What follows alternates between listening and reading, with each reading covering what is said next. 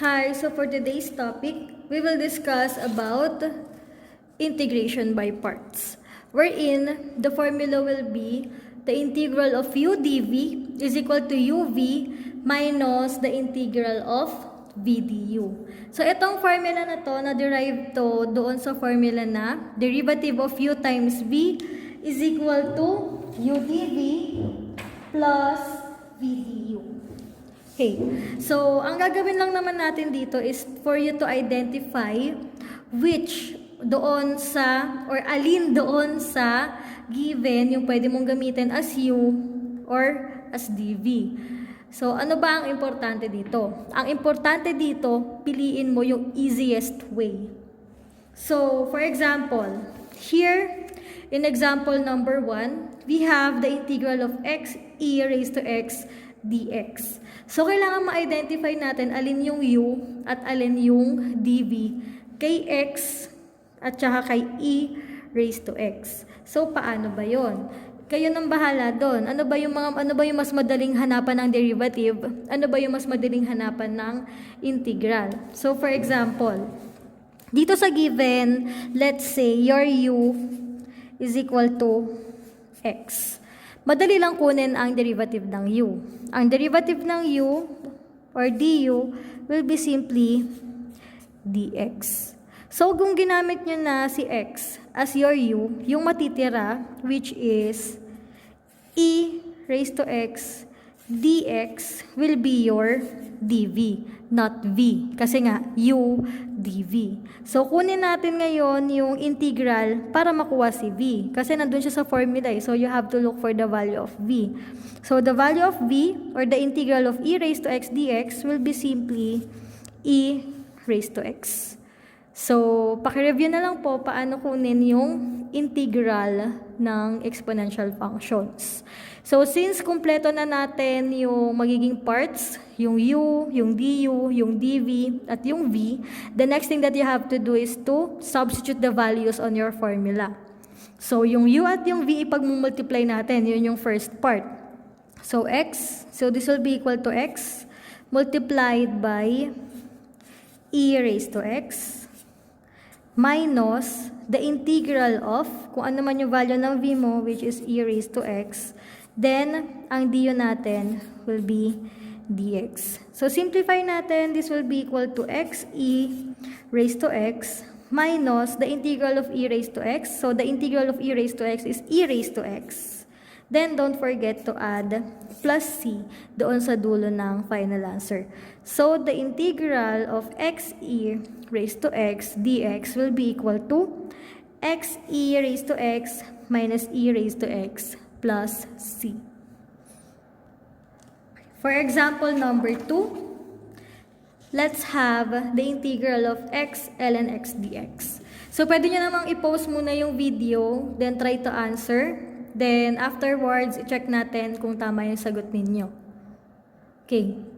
So, for example number 2, we can use x or we can use ln x. So, either of these two. Ano ba yung mas madaling hanapan? So, kung gagamitin natin u si x, ang du natin will be 1. Kapag ginamit mo na u is ln x, paano mo kukunin yung derivative nun? Ang derivative nun will be du over u. So, pwede rin. Pero kung gagamitin mo siya as dv, then i-integrate natin, mas mahihirapan kayo. So, ang gagamitin natin dito na u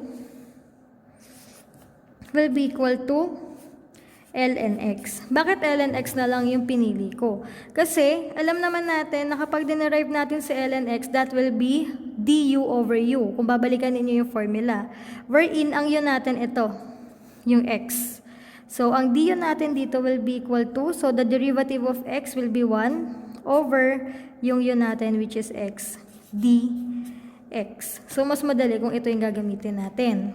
Then, yung dv natin will be equal to x. Kapag ka-integrate mo si x, that will be v is equal to x squared over 2. So, ito ay x dx nga pala to.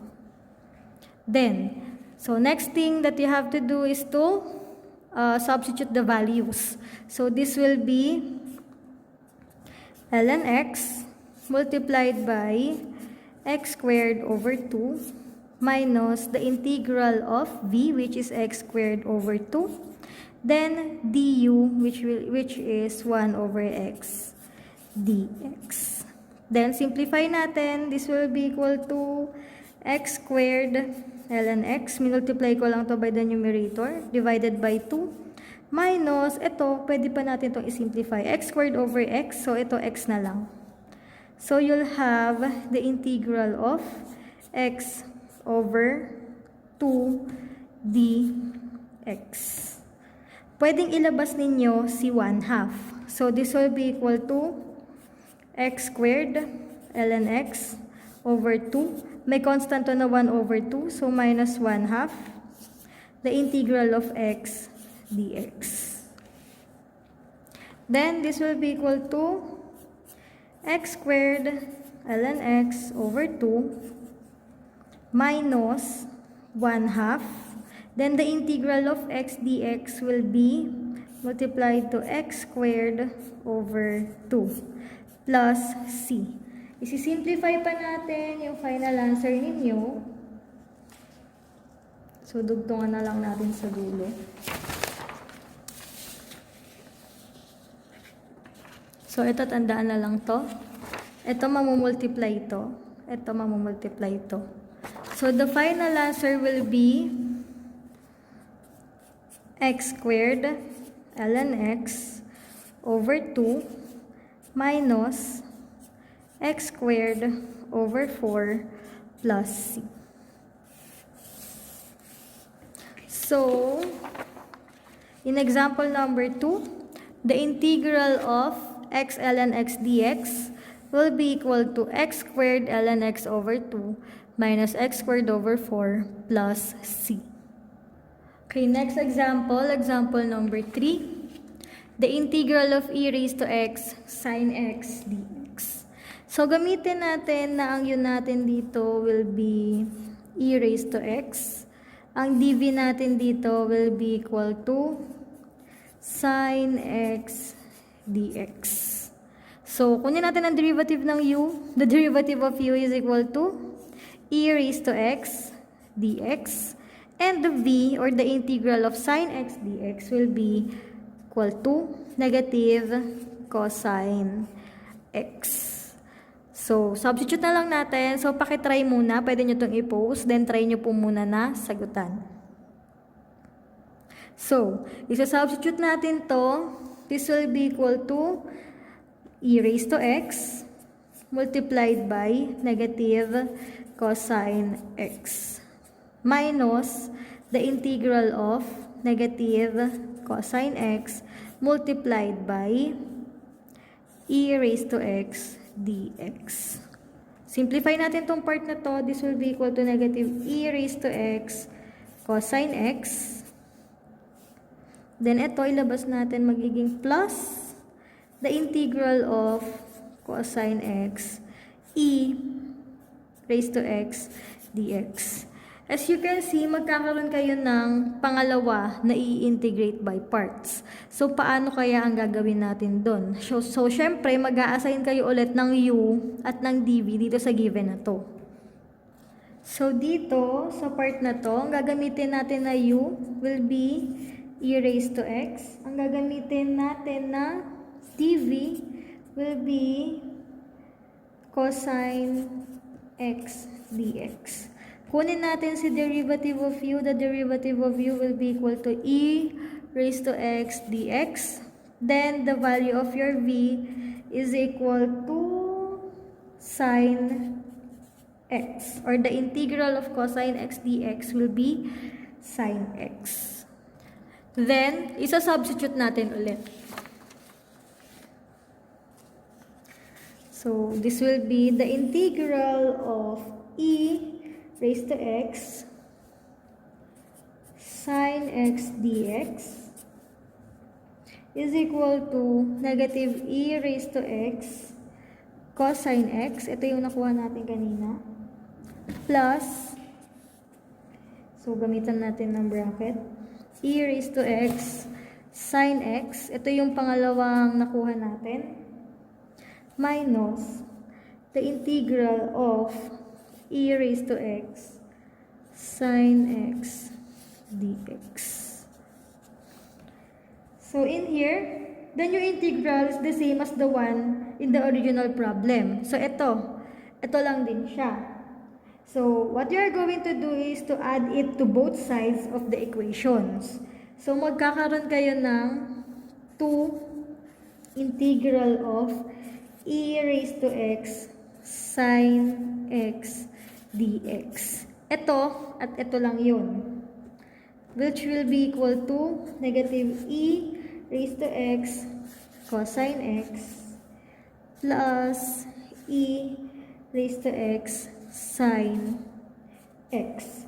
Then, finally, divide through by 2. Lahat to. So, itong side na to, tsaka ito, i-divide natin by 2. Para ito na lang yung matitira. So, divide both sides by 2. Maka-cancel out mo to.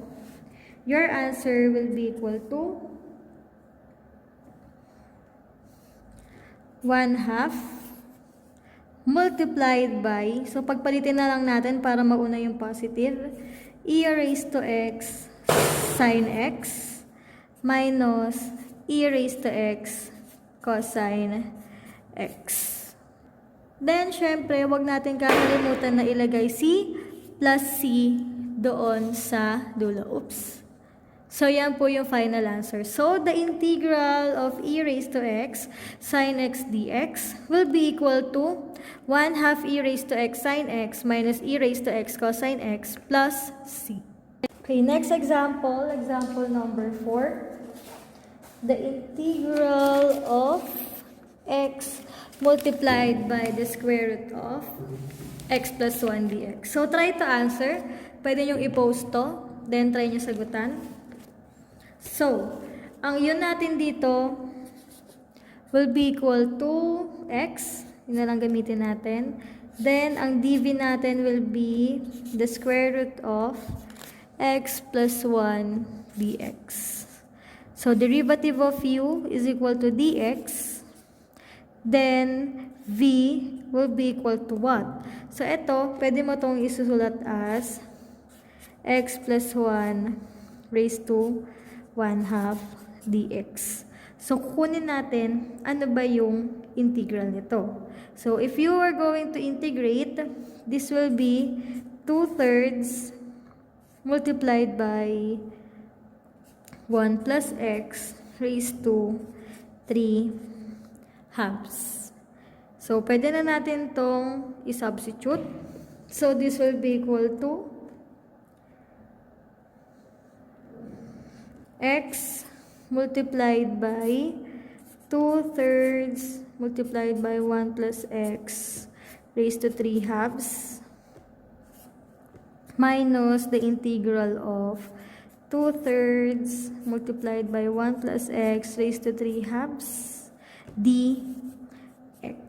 So, simplify natin tong part na to. You can rewrite this as 2x over 3 multiplied by 1 plus x raised to 3/2 minus, so ito, pwedeng ilabas na lang natin si 2/3.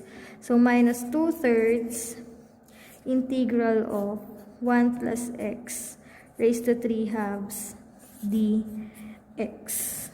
Okay. So, integrate natin tong part na to. This will be equal to 2x over 3 multiplied by 1 plus x raised to 3/2 minus 2/3 multiplied by, so kapag in-integrate natin to, this will be 2/5 multiplied by 1 plus x raised to 5 over 2 plus c. Then, ito, simplify natin. So, this will be equal to 2x over 3 multiplied by 1 plus x raised to 3/2 minus 4 over 15 multiplied by 1 plus x raised to 5/2 plus c. So, the integral of x multiplied by the square root of x plus 1 dx will be 2x over 3 times 1 plus x raised to 3 halves minus 4 over 15 times 1 plus x raised to 5 halves plus c. For the last example, let's have example number 5. So in example number 5, we have the integral of x squared ln x dx. So in here, pwede nyong gamitin na ang value ng u natin will be ln x. Mas madali kasi to kung hahanapan mo lang siya ng derivative. So the derivative of ln x will be 1 over x dx. Then, dv will be x squared dx. Then, kapag ka-integrate natin, mas madali kasi i-integrate si x squared dx. So, this will be equal to x cube over 3 na lang. So, the integral of x squared dx will be x cube over 3. Then, substitute na lang natin yung values. So, this will be ln x multiplied by x cube over 3 minus the integral of x cube over 3 times 1 over x dx. So, pwede nating ilabas yung 1 over 3 dito. So, this will be equal to x cube ln x over 3 minus 1/3 integral of, ito, pwede natin itong i-cancel out. This will be 1, this will be x squared. So, matitira will be integral of x squared dx. Then, integrate na natin to. So, this will be equal to x cube ln x over 3 minus 1/3 multiplied by x cube over 3 plus c. Then, simplifying, this will be equal to x cube ln x over 3 minus x cube over 9 plus c. So in example number 5, the integral of x squared ln x dx will be equal to x cube ln x over 3 minus x cube over 9 plus c. So that will be for today's lesson, which is all about integration by parts. So for the next video, please do expect that we will discuss about the trigonometric integrals. So, after this, magbibigay po ako ng quiz para doon sa college na hawak ko. So, bye! See you on our next video.